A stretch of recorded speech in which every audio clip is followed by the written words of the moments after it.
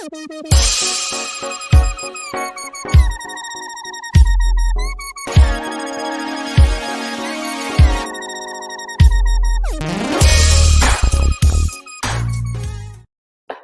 and welcome back to another episode of the On Deck Circle podcast. I am one of your hosts, Nick Zaniboni. You can find me on Twitter at nzaniboni93. And let's just get right into it. Dave, come on in, my man. How are you? There's just no reason to mess around, huh? Wait, hello, Dave. It's me, Nick. Hey, I forgot. That's right. That's right. I forgot we were gonna do the make you do the whole accent after your world tour. No, can't do it. Man, that's a bummer. No, but do you want to know? So, the only reason I brought you in quick is because I am gonna ramble for like maybe 2 minutes. All right, you're on the clock. All right, I'm gonna pitch you a movie right now. Oh, okay. Okay. Okay. American baseball player. Let's say top prospect, right? Top pitching prospect. What's the name of said movie? I don't know yet. Okay. I don't know yet. So top pitching prospect flames out.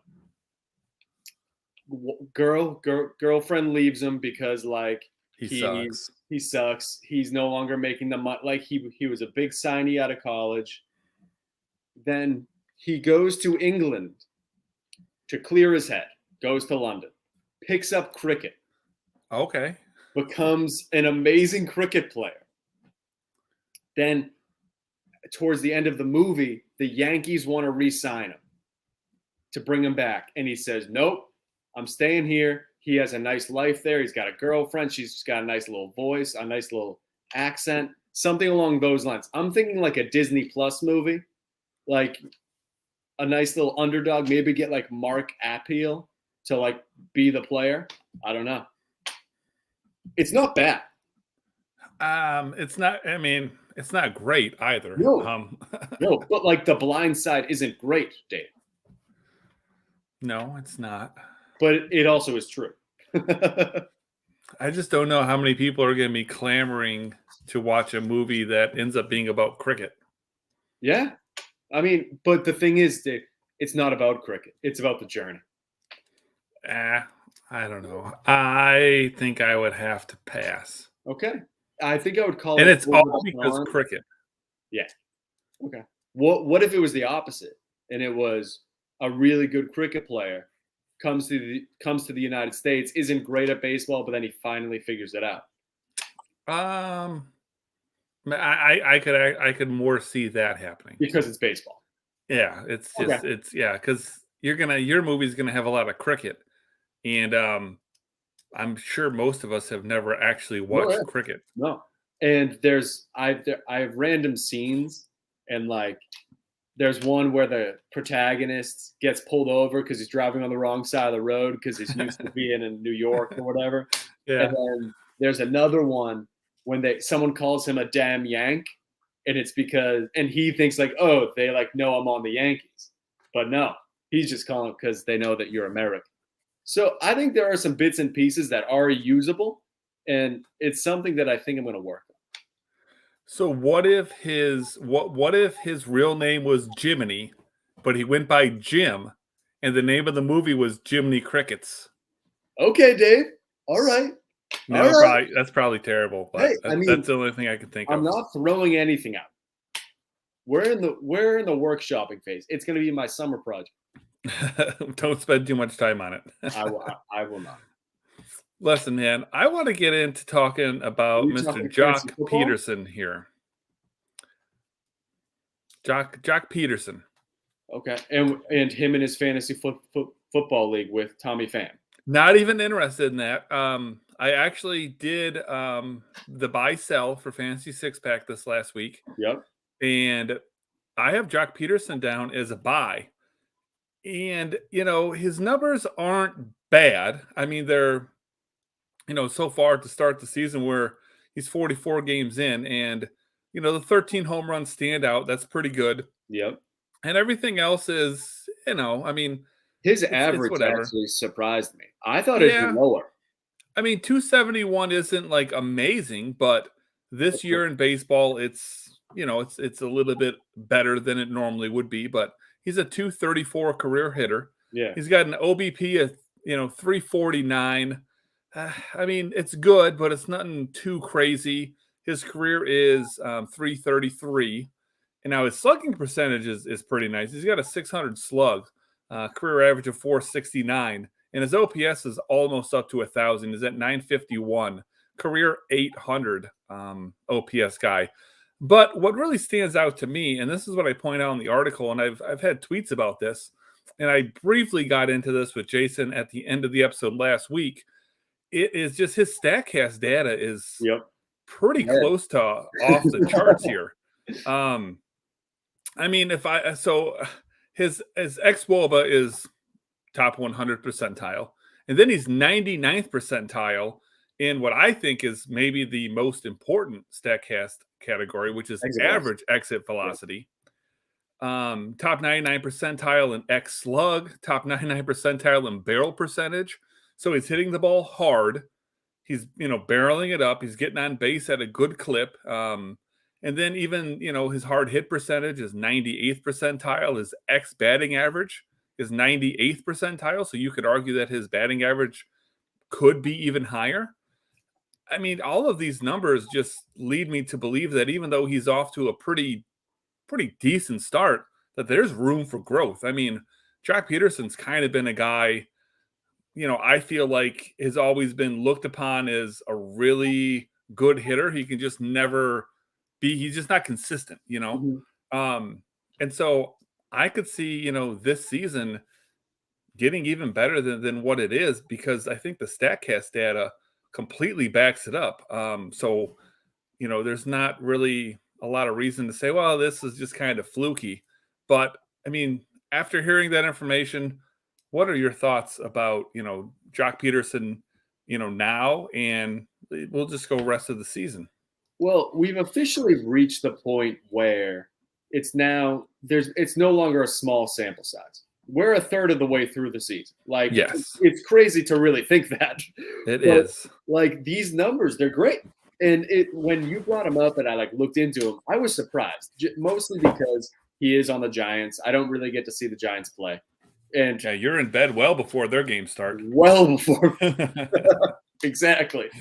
So when I was looking at this, I was expecting middle of the road stuff. But these are impressive. And I think if you're in a league, the owner for Joc Pederson might not know this stuff. Just because it depends. Maybe the leagues that we're in, they'll know.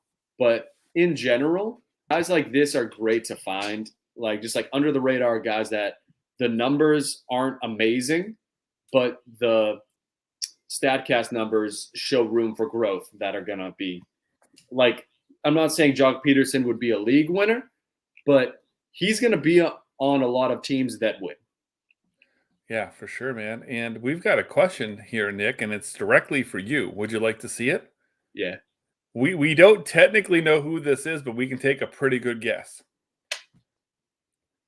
So Garrett Beckner wants to know, where's Nick's accent? So he must have missed the 5 seconds of you half-assing it.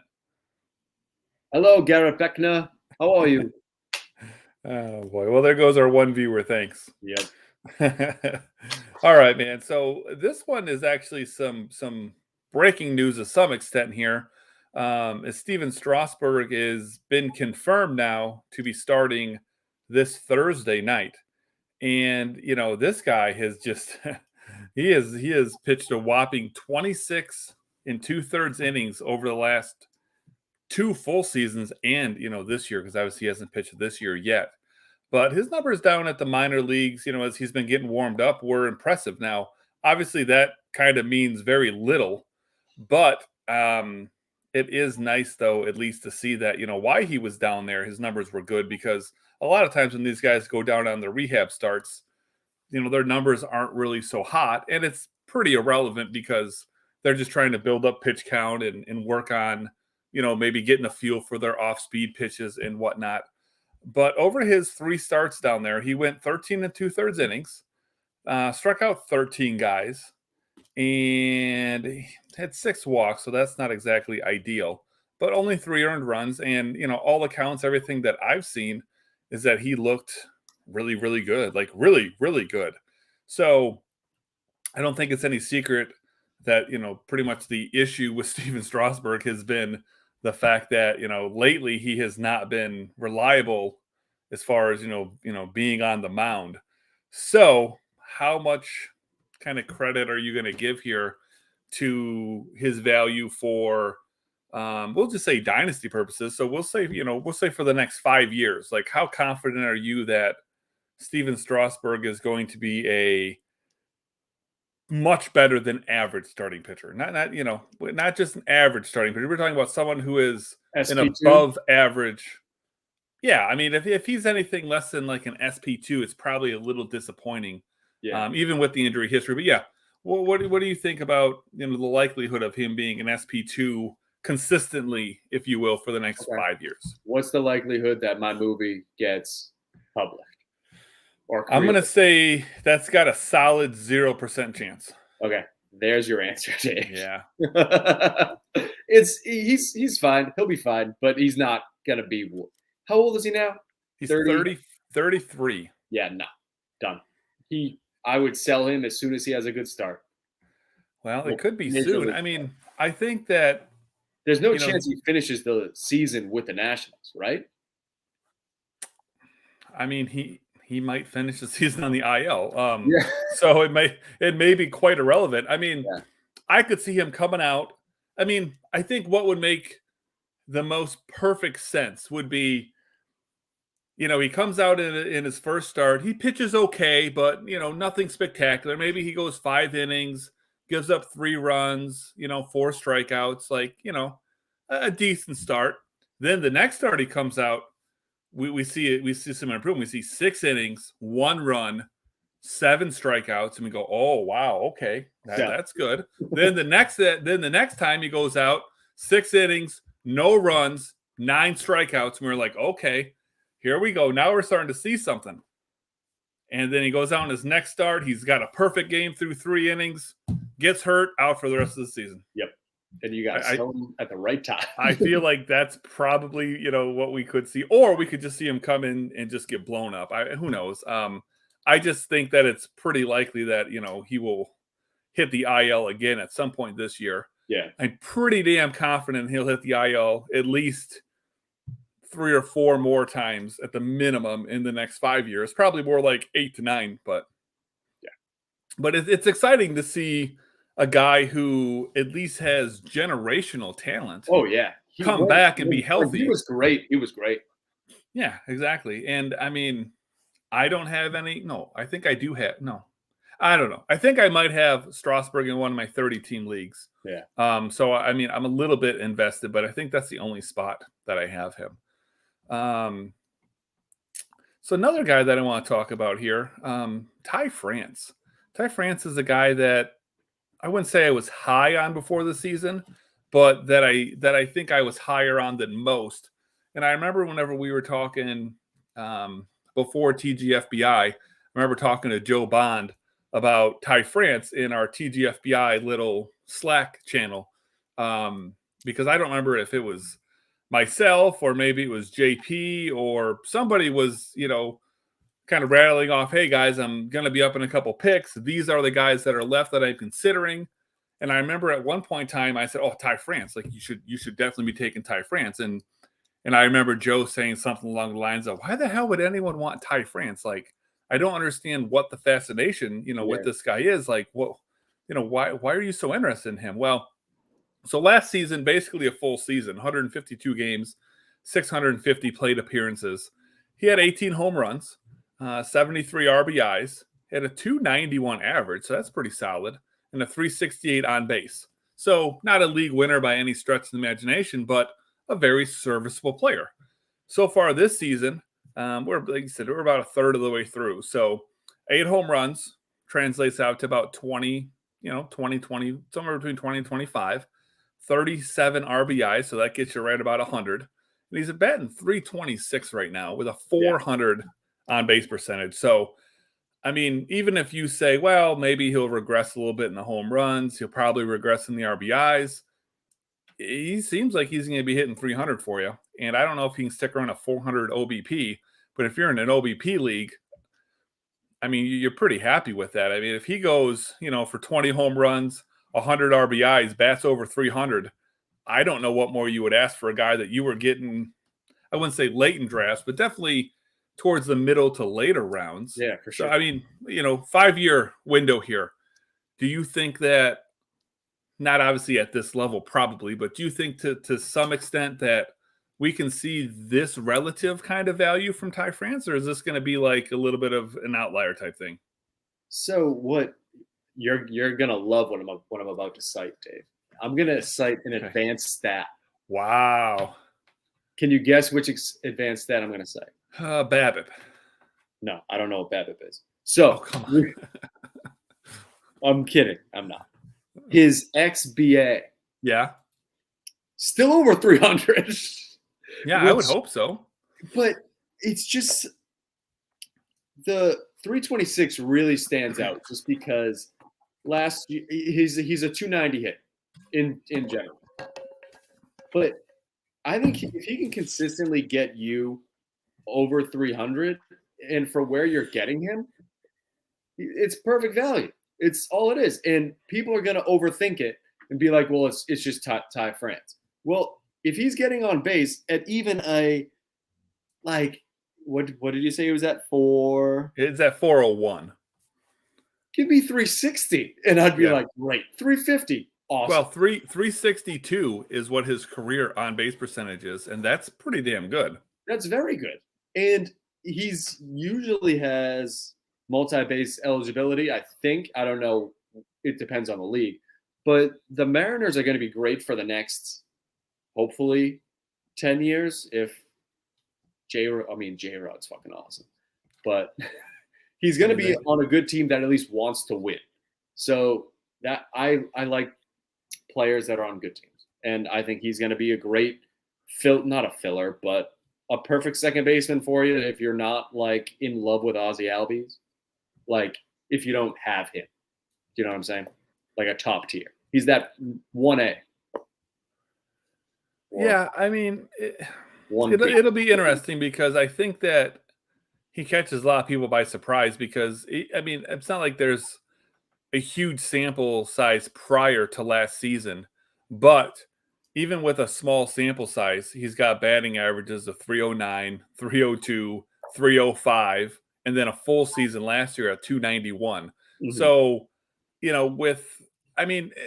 and to be honest with you, he might just be the kind of hitter that excels with, the kind of new ball that they have because he's not a power guy.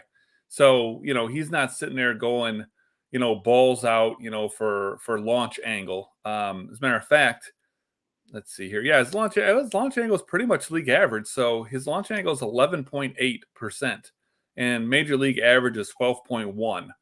So he's right about in line with where anybody else is. And, just to be a little more precise, his XBA is 309.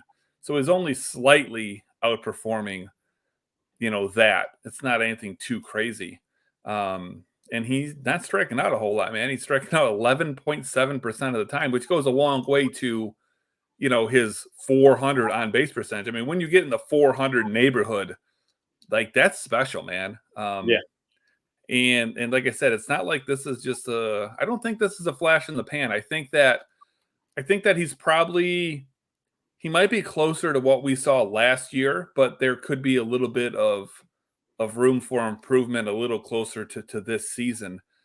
But I think what we saw last year, basically 20 home runs, 70 RBIs, hit you right around 300 with absolutely no speed. But that's a very serviceable guy. Every team in every league, I don't care if it's the league leader, everyone always can use help in batting average. That's something that you're always going to be chasing and looking to improve in. And he is definitely a guy who's going to do that for you and sneak in some other shit, Yeah. So speaking of sneaking some other shit in, I got a little something here for you, Nick. Down on the farm.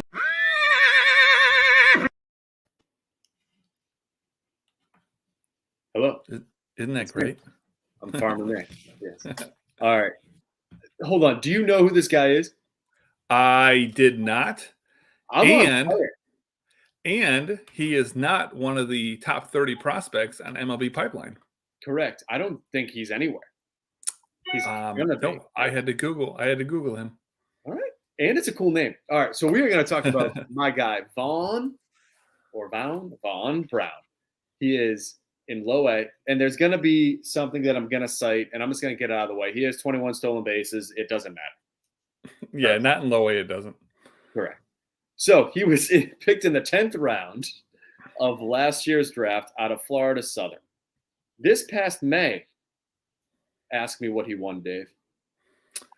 A free taco from Taco Bell. Yes, because he was the Cali League Hitter of the Month. Oh, man. I knew that they had a partnership. You did. And in May, he slashed 448 for an average, then 538 OBP. That's absurd. And his slugging was 880. Absolutely. I'd say that slugging percentage would be a pretty decent OPS. You know what I mean? Like, shit. His OPS for the season, and I'm gonna say it wrong. How do I say it? Let's see. It's 1.084. I'd say 1,084. Okay. But okay. Yeah. He currently has 12 dongs, 33 RBI, 21 stolen bases. And only caught stealing once. I think that's almost. I think that the ratio to stolen bases to caught stealing, to me, at A ball is a little bit more impressive, because if he had 7 caught stealings, then it just means he's running a whole ton and getting racking up a bunch of bases. But stolen bases at that level, pretty much all stats at that level are borderline irrelevant. Yeah, my only issue with him is this, and it is his age. He is 23. Yeah, and so high A. He's just the 4-year college guy who's putting out some splashy numbers. But like, it's just I think he's a perfect person for this type of segment. Just someone just for our listeners to keep an eye out for. And like, if you have us like in leagues, like I have him in a 24-team league where we roster like 40 prospects. Perfect for that. Just like a nice little flyer. Yeah, just a name to keep an eye on. Yeah, I mean, he's about to turn 34 or 34. Holy shit. I'm aging him quick, man. I mean, basically, Dave. Yeah, he's about to turn 24. So as of right now, he is actually 3 years above the average age of his level. Yeah. So these are still really good numbers. Like, listen, let's not knock him too far, because I think I'm a broken record in saying that, yes, we can completely take with a grain of salt anything below AA, right? Mm-hmm. However, we also would like to see good stats. Like, I don't want my guy to be batting 190 with no stolen bases and 2 home runs. Like, I want him to have Vaun Brown type numbers. I can't imagine he's not going to be promoted soon. And so then we'll see him go to high A. If he, even in the ballpark, has these same numbers, we might see a push to AA, and then we'll see what happens, right? I would like to see him in AA by the end of the year, if he's going to be. Yeah, in a perfect world. So if you have any interest or have the ability to roster Vaun Brown, what you're really looking forward to is in AA in 2023, because he should be there at some point, even if he doesn't start the season there. But what does he do? And then at that point, you can make your decision. Do I just drop him? Because it's kind of unlikely that he's going to turn into a thing. But he's a thing until he's not, right? Yep. So until he stops putting up these numbers, it has to be on your radar. But just know that he's not going to continue to steal. He's got 60 bags this year. Yeah, so he's in 47 games. So even if you like double that for like the minor league season, right? Like, I mean, is he really going to be like a 25 guy? Yeah, no. I mean, maybe, but he's not going to play at that level long enough to do that. Yes, so that's true. Is he going to be a 20 guy at AA? Probably not. He's definitely not going to bat 354. He's definitely not going to have an on base of 443. So maybe. We'll see. I mean, he could be a sneaky little 4th outfield kind of guy, though. I mean, You Yeah. figure he might make his MLB debut in 2024. When he's like 30. And yeah, when he's like 36. And he could be a fourth outfield kind of guy that in a deep league might hold some value as a bench bat. I mean, it's not impossible. I mean, just because he's not a superstar doesn't mean that he doesn't have value. So, like I said, he's interesting until he's not. So I want to see him not be interesting before I get him off my radar. So speaking of guys that are on our radar, surprisingly, we've talked about Taylor Ward over and over again. Yeah, just about, man. And now we're talking about him for a different reason, and that's him hitting the IL. Said he's been placed on the 10-day IL with a mild right hamstring strain, which is harder to say than you would think. And so they brought up Jo Adell to take his place. Now, if you would have told me that Jo Adell was having the season that Taylor Ward is having, I don't think too many people would bat too big of an eye. They just say, oh my God, finally, Jo Adell has put everything together. Yep. He's having an MVP caliber season. Like, this is what we were waiting for. But no, it's Taylor Ward doing this shit, getting hurt, and Jo Adell coming up to take his place. So I guess we've talked enough about Taylor Ward that I guess I'm more interested in your thoughts long-term, if you will, on Jo Adell, because we've seen him come up before, and, he has struggled, to say the least. So is this a guy that you think figures it out, or is this a guy that we think just is another one of those, really highly regarded prospects that just kind of, I always bet on the athlete. I'm not saying he's this tier of player, but like Taylor Trammell, I'm always going to believe in him just because of how, just his pure athleticism on a baseball field. And Jo Adell is probably double the athlete that Taylor Trammell is.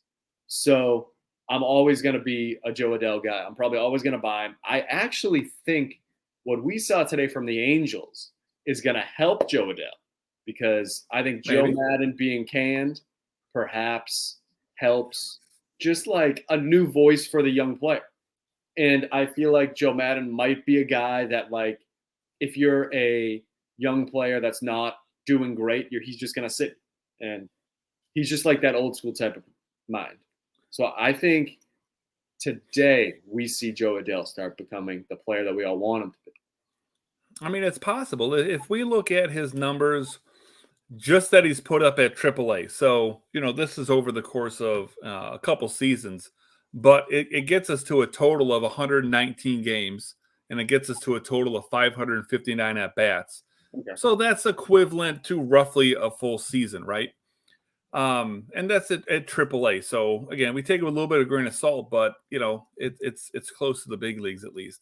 He's got 29 home runs, 92 RBIs, only 10 stolen bases, which I think is a little bit of a surprise because he's got the speed. It's just a matter of how much does he want to run.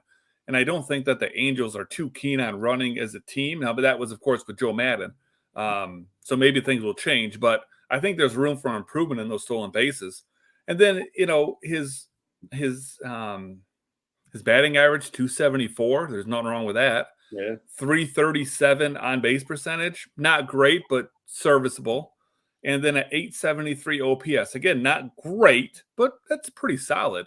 And I think that's the kind of player, that people think that Jo Adell can be at the big league level. And even if he's a little bit worse than that, right? Like if he's a 20 home run a season guy, gets you 70 RBIs, steals you 10 bags, and hits around 260, I think that was probably not the worst outcome in the world that you could hope for. But he's obviously got the potential to be much, much, much more than that.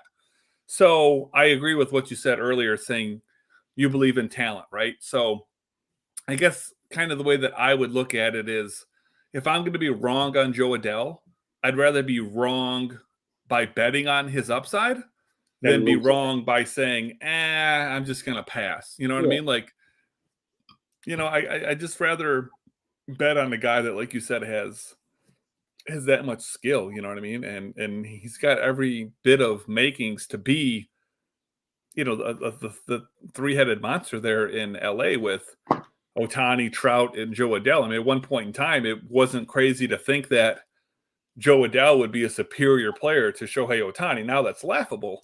Yeah. But 2 years ago, that People were like, probably, that would be maybe more even of the consensus as, what could happen. But I want to slip one in here at the end for you. And let's go ahead and talk about this is Michael going to be the Wacha. easiest answer. Yeah. Well, I mean, he is the Cy Young candidate. Yeah. Well, I mean, he's a lot of things at the moment, but they're not things that, over his career that you would necessarily expect. Like, he came out of the gate super hot. He came out and 2013 was his rookie year. And 2013, 2014, 2015, he was absolutely phenomenal. I mean, he was striking guys out at a decent rate, but his ratios were really good. An ERA floating right around about 3.2. His whip was, about 1.15. So that's all very serviceable. But then ever since then, he has been kind of getting lit up. He had a little bit of an aberration in 2018 where he pitched to basically those same numbers with minus some strikeouts a little bit. But now this season, after having multiple seasons with an ERA, at or right around 5 or higher, he has now got 9 starts, so not a super small sample size. We're talking 50 innings here. And the strikeouts are still very lacking, so that's concerning even with his amazing ratios. Only 33 strikeouts in those 50 innings. But ERA of 1.99 and a whip of 0.91. Nobody that I know of saw this coming. Very much needed for the Red Sox, because before the season we were talking about who the hell is going to pitch for them. Well, Michael Wacha has been phenomenal. And, I mean, if you go up and we take a look at his age, he's only 30. So he's definitely right in that range of just past his prime, if you will. His very, very prime. So he's right in it. So even as a Red Sox fan, I mean, what do you think we're going to see from Wacha for the remainder of the season? And then I want you to walk me out 3, 4, 5 years from now. Is this sustainable at all? Or is this kind of just going to be an outlier start? This is going to be surprising to you. I am going to be a impartial. You say that now, and then you're like, oh, yeah, Michael Wacha is going to win 4 Cy Youngs in a row. No, it's 2. Only 2. That's very reasonable. I like how you dialed it back. See, look at me. No. Personal growth is amazing, Nick. I am 29 now. I'm old. See, you're right in your prime, baby. I'm in my prime. I struck out like 6 little kids today. All right. Good. But I went to a Wacha start earlier this year, but this this doesn't worry me, but what is impacting his numbers is the innings pitched. Here is his last few games. He did 9 last night. Complete game shut piece. Great. Against the Angels, who he's the reason that Joe Madden got fired. He's the reason why Joe Adell is going to be good now. So thank you, Michael Wacha. Yeah. Then we got 5 2/3, then 4 1/3, then 4 2/3, then 5 2/3. But nowadays, though, that's pretty common, though. I mean, it's just, but like 5 innings is what starters go these days, man. I know, it's just not. I'm just talking like fantasy wise. He's a better baseball player than he is a fantasy player. Like, he's more important to me as the Red Sox pitcher than he is my 5th best starter on my team. So, I mean, when I'm looking at his StatCast data, one thing stands out to me. Okay. Well, one thing stands out to me that I think leads to the rest. Okay. And again, I don't think that it's any secret that we've had a different ball this season, and it is for lack of a better term, a dead ball, right? Like, I mean, that's a pretty universally accepted fact, right? Yeah. Okay. So when I look at his numbers, 2 things, like I said, really stand out. There's 2 things that he's good at as far as the StatCast data, and that's basically he's good at not giving up hard contact. So 84th percentile in hard hit percentage. So not amazing, but really good. 73rd percentile in barrel percentage. Again, not amazing, but quite good. everything else, he's basically at best league average. So the things, like I said, that I find most important: average exit velocity. We've talked about that earlier. He's 47 percentile, so he's league average. xWOBA, xSlug, xERA, walk percentage. He's basically league average across the board there. K percentage, 20th percentile. So we talked about how big of an issue that is. 10th percentile in whiff rate. So that goes back to his lack of Ks. 22nd percentile in chase rate. So that all goes back to his Ks. So really what I'm seeing is he's a guy that is almost certain to regress, right? Awesome. I'm not talking just like regress to where, oh man, we're going to see his ERA definitely get from under 2 to over 3.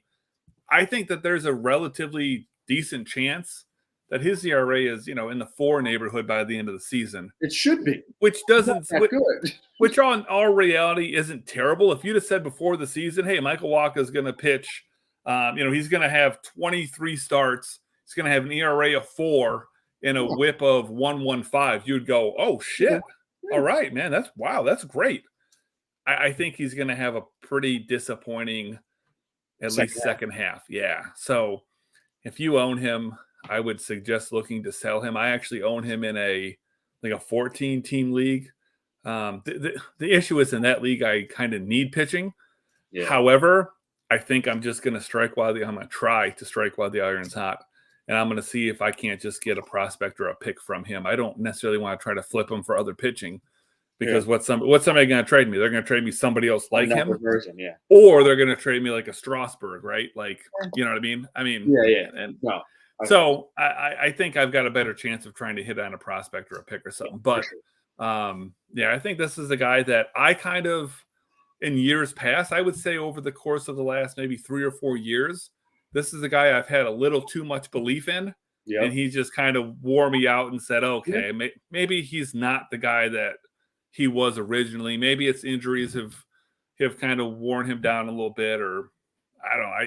I have a hard time believing that, he had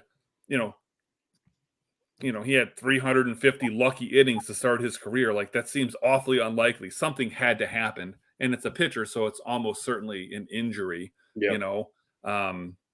because when he started to fall off is when his innings went, down the shitter too. So I don't know. I thought that we'd end on a Red Sox. We'd end on a positive note, a positive pitching note, oddly enough. So I'm trying to break out of my shell here. Proud of you. Personal growth.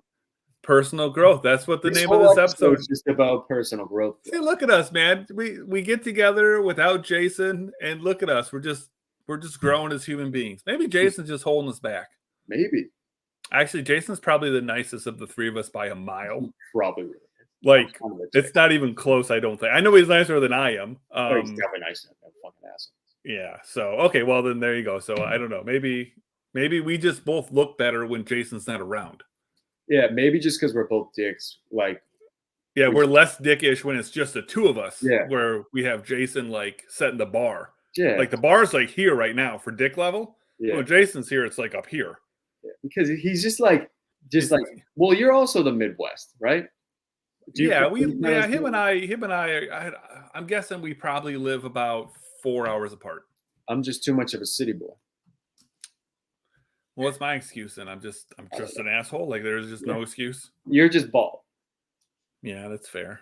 I have a hockey question. Good luck. I mean, go ahead. Have you watched any of the Stanley Cup playoff? Not since about 98. Like 1998? Yeah, basically. Oh my God. I mean, when the Red Wings stopped being dominant, so basically when the salary cap came into play, I kind of got out of hockey. So, but at one point in time, I was balls deep into hockey. I used to watch Red Wings every game, every minute, like hardcore into hockey. Like, I didn't play hockey because I can't skate because I'm a loser. Yeah, same. But like watching hockey though, like, I mean, even to this day, if the Red Wings were really, really good, I would probably wait till playoffs, to be honest with you. But but I would watch hockey pretty fierce. Right. Love some playoff hockey. What, did you have a hockey question or no? It was just I was just wondering if you watched any playoffs. Oh no, I won't. What I will watch though is they have a 30 for 30 coming out, I think, during the Stanley Cup Finals about the Red Wings Avalanche rivalry, which cool. I grew up in. That's so awesome. I'm very much looking forward to that because that is when I was into hockey at its like peak level, you know, because that's when the Red Wings were at their peak as well. Have you been to like a Red Wings game?